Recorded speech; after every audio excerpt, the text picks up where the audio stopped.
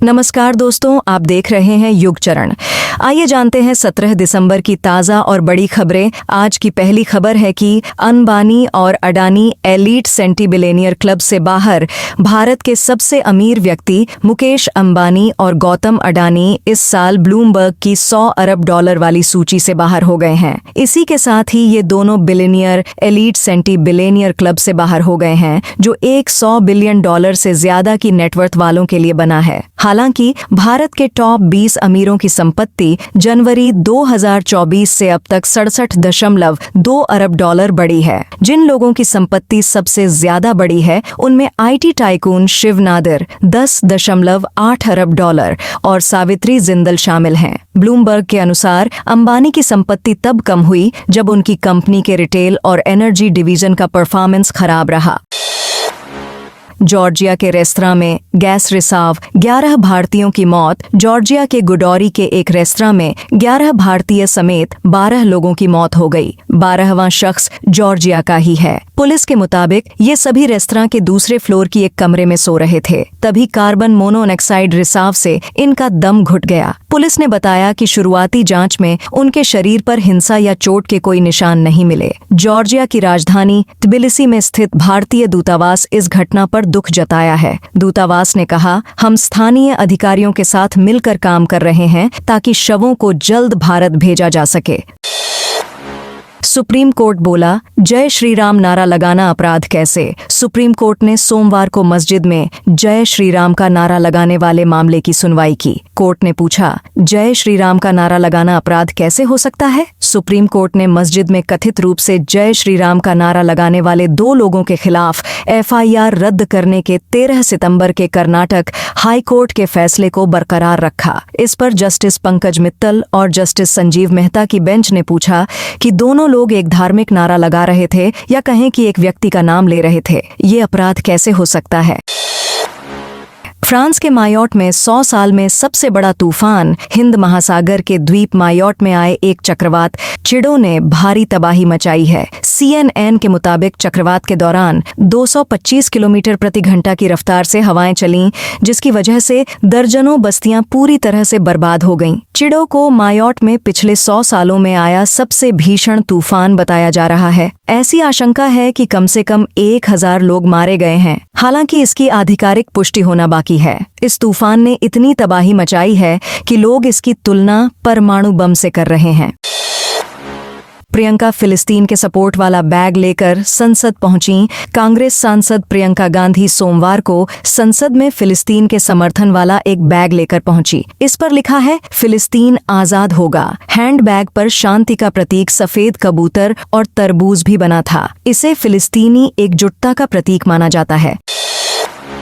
श्रीलंका के राष्ट्रपति बोले, मुसीबत में भारत ने मदद की। श्रीलंका के राष्ट्रपति अनुरा कुमार दिसानायके अपने पहले विदेश दौरे पर भारत आए हैं। इस दौरान उन्होंने प्रधानमंत्री मोदी से मुलाकात की। दोनों के बीच द्विपक्षीय बातचीत हुई। दिसानायके ने PM मोदी को यकीन दिलाया है कि वे अपने देश की जमीन का इस्तेमाल भारत के खिलाफ नहीं होने देंगे। मीडिया रिपोर्ट्स के मुताबिक राष्ट्रपति के तौर पर पहली बार भारत दौरे पर आए दिसानायके ने सोमवार को कहा कि श्रीलंका भारत की मदद से आगे बढ़ेगा और पड़ोसी देश को वे अपना समर्थन देते रहेंगे। PM म्यूजियम का राहुल को लेटर, नेहरू के डॉक्यूमेंट्स लौटाएं। PM म्यूजियम की ओर से नेता प्रतिपक्ष राहुल गांधी को लेटर लिखा गया है, जिसमें उनसे नेहरू से जुड़े डॉक्यूमेंट्स वापस करने की मांग की गई है। प्रधानमंत्री म्यूजियम और लाइब्रेरी सोसाइटी के सदस्य रिजवान कादरी ने सोमवार को कहा कि 2008 में UPA कार्यकाल में 51 बक्सों में भरकर नेहरू के पर्सनल लेटर सोनिया गांधी के पास पहुंचाए गए थे। या तो सभी लेटर वापस किए जाएं या फिर इन्हें स्कैन करने की इजाजत दी जाए, क्योंकि ये डॉक्यूमेंट्स पहले ही PM म्यूजियम का हिस्सा थे। TMC ने पूछा, कांग्रेस बताए EVM कैसे हैक हो सकता है। पश्चिम बंगाल की CM ममता बनर्जी के भतीजे और TMC सांसद अभिषेक बनर्जी ने EVM पर कांग्रेस के आरोपों को खारिज कर दिया है। उन्होंने सोमवार को कहा, जो लोग EVM पर संदेह करते हैं उन्हें यह दिखाना चाहिए कि उन्हें कैसे हैक किया जा सकता है। बेतरतीब बयानबाजी से कुछ नहीं किया जा सकता। अभिषेक ने कहा, EVM पर सवाल उठाने वाले लोगों के पास अगर कुछ है तो उन्हें चुनाव आयोग को डेमो दिखाना चाहिए। अगर ईवीएम रैंडमाइजेशन के समय काम ठीक से किया गया हो और मॉक पोल और काउंटिंग के दौरान बूथ पर लोग ठीक से काम करते हों, तो मुझे नहीं लगता कि इस आरोप में कोई दम है। दिल्ली में फिर प्रदूषण बढ़ा। दिल्ली में सोमवार दोपहर 2:30 पर एयर क्वालिटी इंडेक्स का लेवल 366 रिकॉर्ड किया गया। इसके बाद commission for air quality management ने शहर में GRAP 3 प्रतिबंध फिर से लागू कर दिए। NCR इलाकों में भी ये प्रतिबंध लागू होंगे। AQI का यह लेवल हवा की बहुत खराब श्रेणी को दिखाता है। GRAP 3 प्रतिबंध लागू होने से 5वीं तक की क्लासेस हाइब्रिड मोड में चलेंगी। इसके तहत पेरेंट्स के पास ऑप्शन है कि वे बच्चों कि घर से ही ऑनलाइन पढ़ाई करवाएं या फिजिकल क्लासेस के लिए स्कूल भेजें। सुप्रीम कोर्ट में पराली मामले पर हुई सुनवाई। सोमवार को एक बार फिर सुप्रीम कोर्ट पराली जलाने के मामले की सुनवाई हुई, जिसमें सुप्रीम कोर्ट ने दिल्ली सरकार को डाटा उपलब्ध न करवाने पर फटकार लगाई है। वहीं सुप्रीम कोर्ट ने सभी राज्यों में प्रदूषण की स्थिति पर रिपोर्ट मांगी है। न्यायमूर्ति अभय S ओका और मनमोहन का कहना है कि सुप्रीम कोर्ट दिल्ली में है, सभी को लगता है कि सिर्फ दिल्ली की परवाह है, इसलिए दायरे को बढ़ाने की जरूरत है। चीन के दौरे पर जाएंगे NSA अजीत डोभाल। भारत के राष्ट्रीय सुरक्षा सलाहकार अजित डोभाल जल्द चीन के दौरे पर जाएंगे। मीडिया रिपोर्ट्स के मुताबिक डोभाल का ये दौरा 18 दिसंबर को होगा। इस दौरान वे चीन के विदेश मंत्री वांग यी के साथ सीमा विवाद से जुड़े मुद्दों के समाधान पर बातचीत करेंगे। भारत चीन के बीच इस साल अक्टूबर में सीमा विवाद को सुलझाने के लिए सहमति बनी थी। इसके लिए दोनों देशों ने अजित डोभाल और वांग यी को स्पेशल प्रतिनिधि बनाया था। आज सोना चांदी में मामूली गिरावट। सोने चांदी के दाम में आज मामूली गिरावट रही। India Boolean and jewellers association IBJA के अनुसार 10 ग्राम 24 कैरेट सोने का भाव 14 रुपए गिरकर 6,70,808 रुपए पर आ गया है।